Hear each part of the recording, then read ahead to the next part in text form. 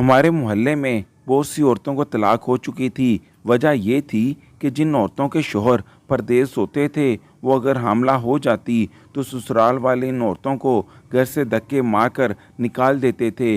मुझे शक सिर्फ अपने शोहर पर था, क्योंकि वो जिन औरतों के कपड़े धोता था वही औरत हामला हो जाती थी। हालांकि मेरा शोहर कभी घर से तो बाहर भी ना निकला था, बस घर में बनी लॉन्ड्री में कपड़े धोता था और पैसे कमाता था। आज मैं बहुत परेशान थी और शोहर का राज जानना चाहती थी, इसलिए इस बार शोहर कपड़े धोने गया तो चुपके से मैंने अपना नया जोड़ा कटरी में डाल दिया और जब वो धुल कर आया तो फौरन से पहन कर सो गई। सुबह जब आँख खुली तो पाँव तले से ज़मीन निकल गई, क्योंकि मैं भी मेरा नाम अनम है। मेरी 2 माह कबल ही फ़ाइज़ के साथ शादी हुई थी। मेरे अब्बू फलों की रेहड़ी लगाते थे। घर में शुरू से गुर्बत का राज था। मैं जूं-जूं बड़ी होती गई और मेरी शादी की उम्र होने लगी तो मैंने पलकों पर कई सारे ख्वाब सजा लिए थे कि जिस तरह ड्रामों में गरीब लड़की को ब्याने कोई अमीरज़ादा आ जाता है और इसकी गुर्बत से जान छूट जाती है, मेरा साथ भी कुछ ऐसा ही होगा, क्योंकि मैं बहुत खूबसूरत थी। मगर एक दिन अब्बू ने घर आकर बताया कि उन्होंने मेरे लिए फ़ाइज़ का रिश्ता पसंद किया है, जो कि एक धोबी है। धोबी का लफ्ज़ सुनकर तो मैं चीखी पड़ी थी। मैं बोली, नहीं नहीं अम्मी, मैं तो धोबी के साथ शादी नहीं करूँगी। मेरी तो सारी उम्र कपड़े धोने में ही गुजर जाएगी। अम्मी हंसकर बोली, अरे पगली, वो तुमसे कपड़े थोड़ी ना धुलवाएगा, बल्कि तुम तो इसके घर में राज करोगी। ये राज वाली बात सुनकर मैं शादी के लिए रजामंद हो गई थी। मैं फ़ाइज़ की दुल्हन बनी। तब मुझे पता चला कि वो कितना अच्छा और नरम दिल इंसान है। इसके वालिदैन गांव में रहते थे और वो काम के सिलसिले में शहर बसा था। हम 2 ही तो लोग थे। घर में मेरी ज़िंदगी बहुत अच्छी गुजर रही थी, क्योंकि फ़ाइज़ घर में ही रहता था। वो मेरे साथ घर के कामों में भी हाथ बटाता था। घर में एक छोटा सा लॉन्ड्री एरिया बनाया हुआ था, जहाँ वो कपड़े धोया करता था और वो ये काम सिर्फ 4 घंटे ही किया करता था। फ़ाइज़ कपड़े धोने गया हुआ था। मैं चाय वगैरह का इंतज़ाम करने लगी थी, तब हमारे घर एक बूढ़ी सी औरत आई। वो बोली, तुम्हारा शौहर किधर है? मैं बोली, वो लॉन्ड्री एरिया में कपड़े धो रहे हैं। मेरी बात सुनकर वो हंसी और बोली, सीधी तरह से कहो ना कि वो धोबी घाट पे हैं। यूं मुंह टेढ़ा करके अंग्रेज़ी के लफ्ज़ बोलने से इसका काम बदल तो नहीं जाएगा ना। फिर वो खुद ही घर के इस कोने में चली गई जहाँ पर फ़ाइज़ बैठे थे। मुझे वो दोनों नज़र आ रहे थे। बुढ़िया ने अपने और किसी लड़की के कपड़े धोने के लिए दे दिए थे और साथ ही मेरी तरफ देखकर कुछ खुसर पसर भी कर रही थी, जैसे मुझसे कोई बात छुपाना चाह रही हो। जैसे ही बुढ़िया घर से बाहर गई, मेरे शौहर मेरे पास आकर बैठ गए। वो चाय पीने लगे। तब मैं बोली, ये औरत इतनी आहिस्ता आहिस्ता बोलकर तुमसे क्या कह रही थी? वो कहने लगी, अपने और अपनी बहू के कपड़े लेकर आई थी। मैं समझा रही थी कि किस तरह से कपड़े धोने हैं, क्योंकि इसकी बहू बहुत सख्त मिजाज है, घर का कोई काम नहीं करती। कुछ गलत हो जाए तो सास को ही कसूरवार ठहराती है।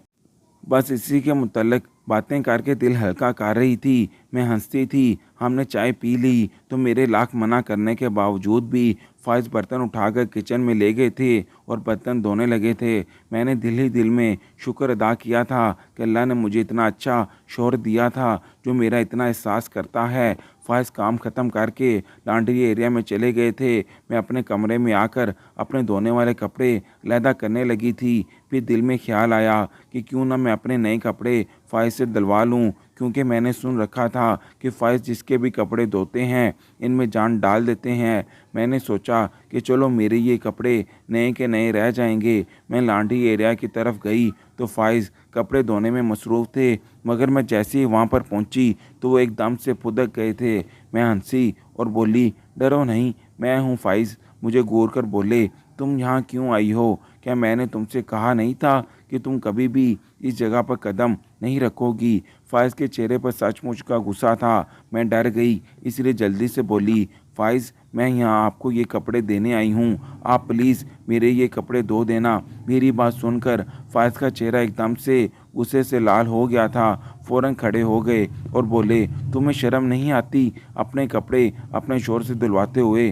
तुम्हारे में कोई शर्म नाम की चीज़ है भी या नहीं?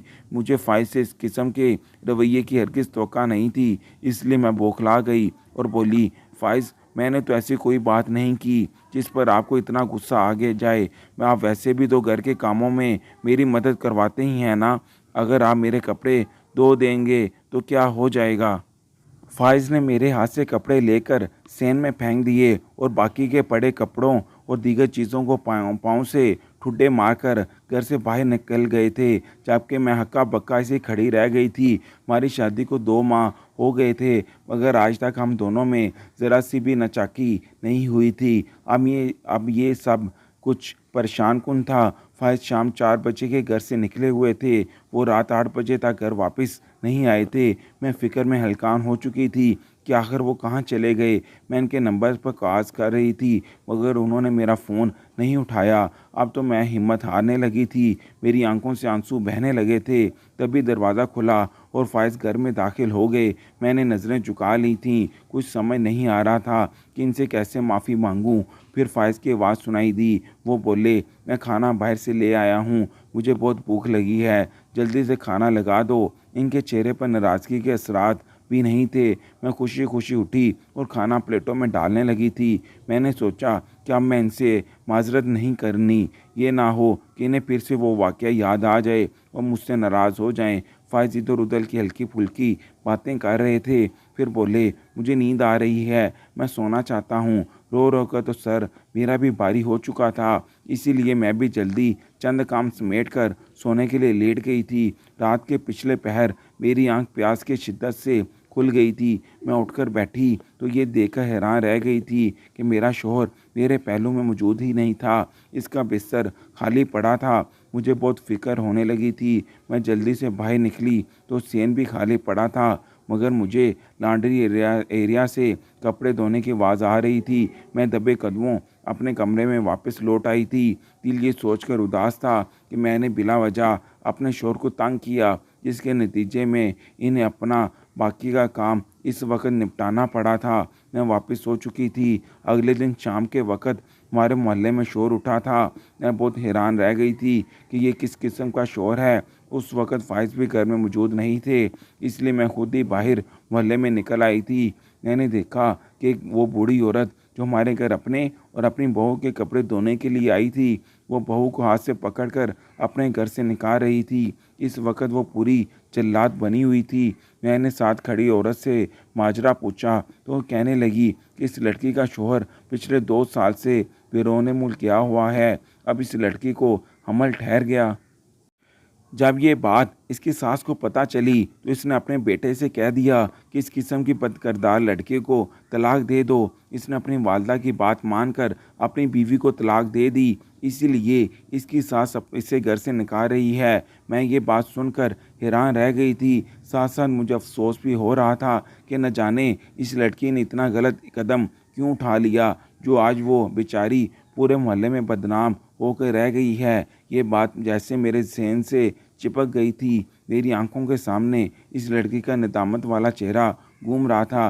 कई दिन तक तो मैं ये बात अपने दिल से निकाल ही नहीं पाई थी। जब इस वाक़ये से मिलता जुलता एक और वाक़या हो गया था। एक और लड़की हामला हो चुकी थी, जबकि इसका शौहर भी रोज़ी की तलाश में बैरून मुल्क गया हुआ था।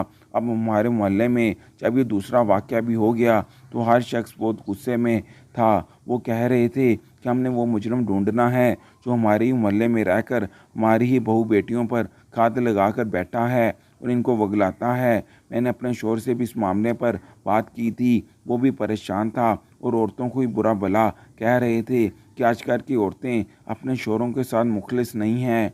मेरा दिल भी ये सब देखकर बहुत खौफज़दा हो चुका था। हम दोनों भी बैठे बातें यही कर रहे थे कि एक लड़का हमारे घर आया। वो अपनी वालदा और भाभी के कपड़े धुलवाने के लिए आया था। साथ ही मेरे शौहर के साथ कोई बहुत ही बड़ी राज भरी बातें कर रहा था। मैंने फ़ाइज़ से पूछा कि ये क्या कह रहा था। वो बोला, कुछ नहीं, बस कह रहा था कि हम आपके बहुत पुराने कस्टमर हैं, इसलिए हमारे साथ रियायत किया करें क्योंकि महंगाई बहुत हो गई है। मैंने सर हिला दिया और उठकर चाय बनाने लगी तो मेरे शौहर बोले, अनम कपड़े बहुत ज़्यादा हो गए हैं, इसलिए मैं सोच रहा हूँ कि जब तक तुम अपने काम से फारिग नहीं होती मैं भी ओवर टाइम लगा लूँ।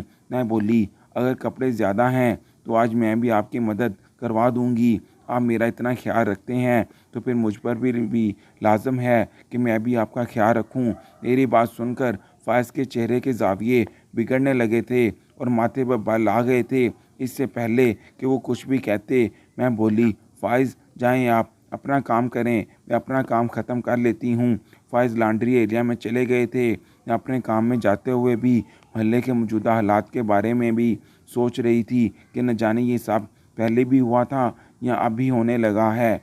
मोहल्ले में मेरी किसी से भी दोस्ती नहीं थी, जो मैं किसी से मुतल्लक पूछ रही थी। फ़ाइज़ ने मुझे सख्ती से मना किया हुआ था कि इस मोहल्ले में किसी से भी दोस्ती नहीं करनी। तुमने ना ही किसी के घर जाना है और ना ही कोई हमारे घर आए। मेरा शौहर जब मेरा इतना ख्याल रखता था तो फिर ये मुझ पर भी लाजम था कि मैं इनके हुक्म को मानूं। अगले दिन फ़ाइज़ बोले, जब से हमारी शादी हुई है तुम अपने वालिदैन के घर नहीं गई। वो भी सोचते होंगे कि शायद मैंने ही तुम पर पाबंदियाँ लगा रखी हैं, इसलिए कल तुम इनकी तरफ चली जाना। मैं खुशी खुशी रजामंद हो गई थी। अब मुझे बेसब्री से सुबह का इंतज़ार था कि जब मैं अपने वालिदैन के घर जाऊंगी, मगर मेरी बुरी किस्मत सुबह मुझे तेज़ बुखार हो गया था। अम्मी के घर जाना तो दूर की बात, मुझसे तो सहन में भी निकला नहीं जा रहा था। फ़ाइज़ बोले, अनम चलो मैं तुम्हें डॉक्टर के पास ले चलूँ। मैंने इनसे कहा कि मुझे बुखार की कोई दवा तो दे दें, चलने फिरने के काबिल हो जाऊं तो फिर अस्पताल चलेंगे। फ़ाइज़ ने मुझे गोली दे दी। वो बोले, अब तुम सो जाओ। उन्होंने कमरे की तमाम खिड़कियां और दरवाजे भी बंद कर दिए थे। मुझे बड़ी हैरत हो रही थी कि वो ये सब क्यों कर रहे हैं। मैंने इनको बड़ा मुस्तरब पाया था। फिर मेरी आंख लग गई थी। न जाने कितनी देर मैं सोती रही। जब मेरी आंख खुल गई थी अब मैं कदरे बेहतर महसूस कर रही थी। मैं उठकर सहन में आई तो मुझे बाहर से शोर की आवाज़ आने लगी थी। मैं बेइंतहा परेशान हो गई कि न जाने अब क्या हो गया है। मैं जल्दी से बाहर निकली तो सामने का मंजर देखकर एक लम्हे के लिए तो मैं बौखला सी गई थी। मैंने देखा कि वो लड़का जो हमारे घर अपनी भाभी और वालदा के कपड़े धुलवाने आया था, वही लड़का अपनी भाभी को घर से निकाल रहा था। मैं कांपने लगी थी कि किसी औरत की आवाज़ सुन मेरी कानों में पड़ी थी। इस बेहया लड़की का शौहर 9 माह से बिरोने मुल्क गया हुआ था है और अब देखो तो हमल ठहर गया है। मैं जल्दी से अपने घर वापस आ चुकी थी। मुझ पर लर्जा तारी था। ये सब मुझे मज़ीद उलझा रहा था। इतना तो मैं जान ही गई थी कि मेरा शौहर जिस भी औरत के सूट धोता है वो हामला हो जाती है। लेकिन सारी परेशानी इस बात की थी कि वो औरत हामला होती कैसे है, क्योंकि मेरा शौहर तो घर में ही काम करता है और कभी कभार ही बाहर जाता है। ये सब सोच सोच कर मेरा दिमाग फटने वाला हो चुका था। मैं चाहती थी कि मैं अपने शौहर के राज से वाकिफ़ हो जाऊं। मैं ये सब बातें फ़ाइज़ से भी पूछ सकती थी, क्योंकि ज़ाहिर सी बात है कि वो इन सब से मुकर भी जाएगा और वो पहले से भी ज़्यादा मोहतात भी हो जाता। मैं सोचती रहती। आखिर मैंने ये हल सोचा कि मैं अपना एक नया जोड़ा कपड़ों में रख दूंगी, क्योंकि फ़ाइज़ ने वो जोड़ा नहीं देखा था। वो बाकी कपड़ों के साथ इसे भी धो देगा तो सारी हकीकत खुलकर मेरे सामने आ जाएगी। मैं मुंतज़िर थी कि कब कोई जवान लड़की के कपड़े लेकर आए और मैं अपना सूट इनके साथ रख दूं। शाम के वक़्त एक औरत आई थी। इसने अपनी बहू के कपड़े मेरे शौहर को दे दिए थे। जैसे ही वो गई तो मैं बस इसी चीज़ की मुंतज़िर थी कि मुझे कोई मौका मिल जाए और मैं अपना नया सूट इसके साथ रख दूं। जैसे ही फ़ाइज़ काम से बाहर निकले मैं भागती हुई लॉन्ड्री की तरफ गई थी और अपना सूट भी इस औरत की गठरी में रख दिया था। शौहर कपड़े धोने चला गया था। अब आगे का काम आसान ही था। मैंने शौहर से नज़र बचाकर इस गठरी से अपना सूट निकाल कर पहन लिया और सोने के लिए लेट गई। आधी रात को मेरी आंख मतली के बायस खुली थी। कह पर कह कर रही थी। फ़ाइज़ बेखबर सो रहे थे। मैं सुबह मतली की वजह से उठ गई थी। मैं इस मामले में बड़ी एहतियात बरत रही थी। मैं कोशिश कर रही थी कि मेरे शौहर को मेरी हालत का पता ना चले। मैं बहुत घबरा गई थी कि क्या मैं हामला हो चुकी हूँ। एक बार कपड़े धुलवाने से मैं कैसे हामला हो सकती थी। ये सब जानने के लिए मैं फ़ाइज़ से बोली कि मैं अपनी एक सहेली के घर जाना चाहती हूँ। उन्होंने खुशी खुशी इजाज़त दे दी तो मैं अकेले घर से निकल आई थी। मेरा रुख अस्पताल की तरफ था। मैं चेकअप करवाने गई। मैंने डॉक्टर से पूछा, क्या मैं प्रेग्नेंट हूँ? उन्होंने नफ़ी में सर हिला दिया और बोली कि आपके साथ कोई और मसला है। आपको कोई चीज़ सूंघाई गई है जिससे आपको मतली पर मतली आ रही है और चक्कर भी आ रहे हैं। चंद रोज़ तक आपकी यही हालत रहेगी, फिर आप ठीक हो जाएंगी। और इस सूरत हाल में हो सकता है कि आपके इर्द गिर्द लोगों को ये लगे कि आप उम्मीद से हैं। अस्पताल से भारी दिल के साथ उठकर मैं बाहर आ गई थी। मुझे इतना तो समझ में आ ही गया था कि मेरा शौहर कि जिस औरत के भी कपड़े धोता है इस पर कुछ ना कुछ ऐसा लगा देता है, मगर क्यों, वो ऐसा क्यों और किसके कहने पर करता है। मैं घर पहुंची तो चुपचाप थी। फ़ाइज़ ने भी नोटिस नहीं किया क्योंकि वो खुद अपनी किसी सरगर्मी में मसरूफ़ थे। शाम में ये भी खुलकर सामने आ गया कि वो क्यों जले पैर की बिल्ली की तरह चक्कर पर चक्कर काट रहे थे, क्योंकि शाम में हमारे मोहल्ले में एक नई वारदात हुई थी। इस बार भी कोई औरत बिना शौहर के हामला हो चुकी थी और इसे घर से निकाला जा रहा था। वो औरत रो रो कर अपनी बेगुनाही की कस्में खा रही थी, मगर इसकी बात के पर किसने यकीन करना था। इसके तो घर वाले ही इस पर इल्ज़ाम लगा रहे थे। मैंने सोचा कि जैसे ही घर से निकलेगी मैं इस औरत को अस्पताल ले जाऊंगी और फिर दूध का दूध और पानी का पानी हो जाएगा। वो अपना घर छोड़ने पर मादा नहीं थी। कभी अपनी सास के कदमों में गिरती तो कभी ससुर के पैर पकड़ती। बड़ी मुश्किल से इसे मोहल्ले से बाहर निकाल कर सब अपने घरों में जा बैठे थे। मैं इस औरत के पीछे ही घर से बाहर निकली थी। इससे पहले कि मैं इसे आवाज़ देती, एक तेज़ रफ्तार स्याह गाड़ी इसके पास आ गई। इस औरत को ज़बरदस्ती इस गाड़ी में सवार कराया गया और फिर वो अपनी गाड़ी दौड़ा कर ले गए थे। ये सब क्या हो रहा था मेरी समझ से बालातर था। मैं मायूसी से घर वापस लौट आई थी। मैं भी दरवाजे पर ही खड़ी थी जब फ़ाइज़ की आवाज़ मेरे कानों में पड़ी थी। वो किसी से फ़ोन पर मुखातब थे, कह रहे थे आज जो औरत आएगी इसे महंगे दाम फ़रोख्त करना क्योंकि वो बहुत हसीन है। क्या फ़ाइज़ ये सब नहीं नहीं, ऐसा नहीं हो सकता। अब ये सोच सोच कर मेरा दिमाग घूम गया था। इसकी नज़र मुझ पर पड़ी तो वो बोले, चाय तो बना दो। मैं चाय बनाने गई तो मैंने अपनी नींद की चंद गोलियां पीस कर फ़ाइज़ की चाय में डाल दी। वो चाय पीते ही उधर सहन में ही सो गए थे। मैंने जल्दी से इनका मोबाइल उठाया। इस पर फिंगरप्रिंट लॉक लगा हुआ था तो मैंने फ़ाइज़ का अंगूठा थाम कर लॉक खोला और इनके मोबाइल की तलाशी लेने लगी थी। मेरे सामने आने वाले हक़ाइक़ दिल दहला देने वाले थे। दरअसल मेरा शौहर फ़ाइज़ एक बहुत बड़े गैंग का हिस्सा था। फ़ाइज़ के पास वो लोग अपनी बहू के कपड़े लेकर आते थे जिन्हें वो घर से निकलवाना चाहते थे, मगर किसी मजबूरी की वजह से ऐसा करने से कासर थे।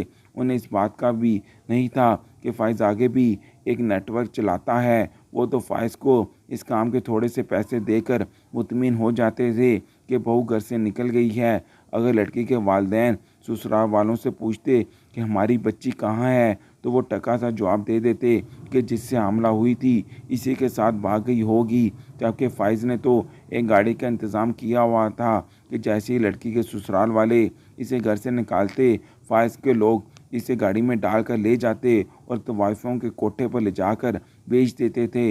मैंने ये सारे सबूत अपने मोबाइल में महफूज कर लिए थे। मैं इस फैसले पर नहीं पहुंच पा रही थी कि एक मुजरिम के साथ की ज़िंदगी कैसे बसर करूं। फिर ख्याल आता कि मेरा शौहर जैसा भी है मेरा तो बहुत ख्याल रखता है, मुझ पर जान निसार करता है, लेकिन फिर दिल में खौफ आता कि अगर मेरे शौहर ने मुझे भी एक दिन बेच दिया तो मैं क्या करूंगी। बस ये सब सोचकर मैं इस फैसले पर पहुंच चुकी थी। मैंने सर पर चादर ली और रिक्शे में बैठकर थाने पहुंच गई थी। मैंने फ़ाइज़ के ख़िलाफ़ सबूतों के साथ पर्चा दर्ज करवा दिया था और इसके बाद अपने मैके चली गई। मैंने अब्बू को सारी बात बताई तो उन्होंने मेरी हौसला अफजाई की। मैंने जो कुछ भी किया है दुरुस्त किया है। पुलिस ने घर से फ़ाइज़ को गिरफ़्तार कर लिया था और इससे सारी मालूमात भी निकलवा ली थीं। कोठे पर छापा मारकर सारी मख्फी लड़कियां भी आज़ाद करवा ली गई थीं। अब फ़ाइज़ और इसका पूरा नेटवर्क जेल की सलाखों के पीछे है। मैंने इस वाक़े से यही सबक सीखा है कि हमें अपने इर्द गिर्द गहरी आंखों से नज़र रखनी चाहिए। शायद कोई बहुत बड़ा मुजरम हमारे बहुत नज़दीक हो मगर इसने खुद पर अच्छाई का खोल चढ़ा रखा हो। एक मुजरिम के पकड़े जाने से मुजरिमों का सारा गिरोह पकड़ा जाता है और इसी तरह माशरे में फैली बुराइयां भी रुक जाती हैं। मैं खुद पर फ़ख्र महसूस किया कि मैंने अपना दिल मार कर, अपना हंसता बसता घर उजाड़ कर बहुत सी लड़कियों की ज़िंदगियां उजड़ने से बचा ली हैं। हमें किसी भी मुजरिम की तरफ इस वजह से पुष्पनाही नहीं करनी चाहिए कि वो हमारा अपना है। अपना हो तो क्या हुआ, मुजरिम तो है ना। अपने इर्द गिर्द मुकम्मल नज़र रखें और मुजरिमों को पकड़वाने में कानून की मदद करें। अगर आपको हमारी आज की कहानी पसंद आई है तो वीडियो को ज़रूर लाइक कीजिएगा और अपने दोस्तों के साथ भी शेयर कीजिएगा। और हाँ, अगर आपने अभी तक हमारा चैनल सब्सक्राइब नहीं किया तो ज़रूर सब्सक्राइब करें। मिलते हैं एक नई और दिलचस्प कहानी के साथ। अल्लाह हाफिज़।